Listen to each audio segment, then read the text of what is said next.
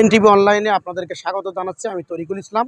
আমি এই মুহূর্তে রয়েছি খুলনার কয়রা উপজেলার মহারাজপুর ইউনিয়নের বড় ব্রিজ নামক একটি স্থানে। আপনারা দেখছেন এখানে স্থানের জনগণ তাদের জলাবদ্ধতা থেকে মুক্তির দাবিতে মানববন্ধন করছে।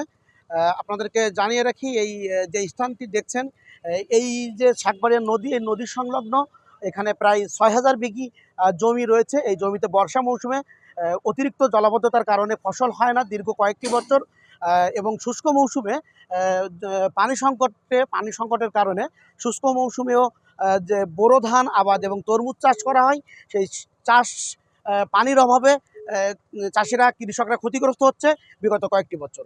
খালটি ইজারা মুক্ত করে যাতে মিষ্টি পানি সংরক্ষণ করা যায় সেই ব্যবস্থার দাবিতে আজকে এলাকাবাসী এখানে মানববন্ধনে জড়িত হয়েছে। 2009 সাল পর থেকে এই শাকবেড়িয়া নদীতে বড় ব্রিজে বাঁধ হওয়ার থেকে আমরা পানি সরানো না কারণে কোনো ধান লাগাতে পারি না।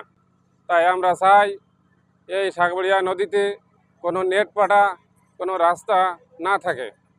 2-3 বার ধান ফেলাইছি, ধান ফেলাইয়ে তারপর ধান লাগাইছি, শেষে করে আছে তার ধান হয়নি, 3 বার উঠে গেছে জমি। এই খালটা উন্মুক্ত থাকুক, পানি সরুক, আর এই আগামাতা নেট পাটা দেওয়া আছে অন্তত 20-50টা। এই নেট পাটা কটা যদি না থাকে তাহলে আমাকে এই তোমার খালে পানি সরবে ঠিক মতন, আর ওই আমরা সবাই তোমার ধান পাতা লাগাতে পারবো।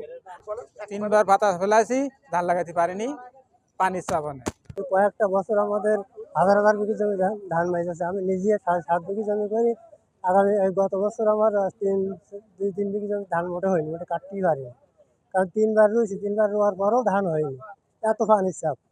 যার কারণে আমাদের পানি সরার খুব ব্যবস্থা হলে আমরা ধান লাগাতে পারবো। আমাদের ঘেরে এখন উরুতের ওপরে পানি। আমরা এবারে হাজার হাজার মানুষ বাস করে 2 পার দিয়ে এই খালটা। এখন আষাঢ় মাসের সময় পানি ভর্তি করে রাখে নেতাগতারা, ছাড় দিয়ে না এই আটন ভাড়া দিয়ে, অথচ এই ধানের বীজ সব মারা দেয়, আমরা ধান লাগাইতে নিয়ে। এবারে ওই সময় ব্লক লাগাবো, সেই সময় ওই সময় পানি রাখে না, পানি নিষ্কাশন করে দেয়, সেই সময় লবণ পানি দিয়ে দেয়, আমরা পানি ব্লক লাগাইতে তরমুজ লাগা অনেকে আমরা ফসল লাগাইতে নিই, যার কারণে আমরা এত কষ্ট। যার কারণে এই খালটা আমরা উন্মুক্ত চাই।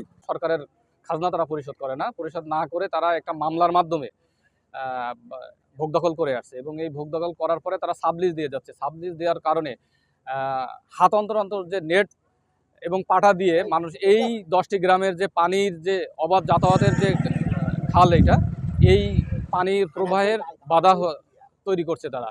এবং যখন নেট পাটা দিচ্ছে, হাত অন্তর যখন তারা নেট পাটা দিচ্ছে, নেট পাটা দেওয়ার ফলে পার্শ্ববর্তী যে বিলগুলো রয়েছে, মহারাজপুর বিল, যদুর বিল, তারপরে হেতেলখালীর বিল, কালনার বিল, মহারাজপুরের বিল, শ্রীরামপুরের বিল, মঠবাড়ির বিল সহ প্রায় 6,000 বিঘির উপরের যে জমি রয়েছে, এই বর্ষা মৌসুমে যে জলবদ্ধতা তৈরি হয়, এই জলবদ্ধতাকে এই খাল দিয়েই কিন্তু জলবদ্ধতা নিষ্কাশন হয়।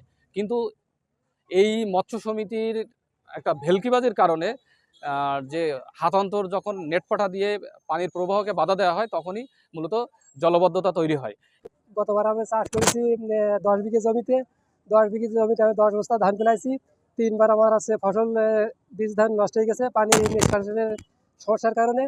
কিন্তু আমাদের এই যে খাল ইজারা দেয় সরকারিভাবে, এরা খণ্ড খণ্ড করে বিক্রি করে। এই বিক্রি করে এক একজন আছে দিকে যায় 2টা করে 4টা পাতা দেয়। এই পাড়ার আছে পানি ভালোভাবে নিষ্কাশন হতে পারে না।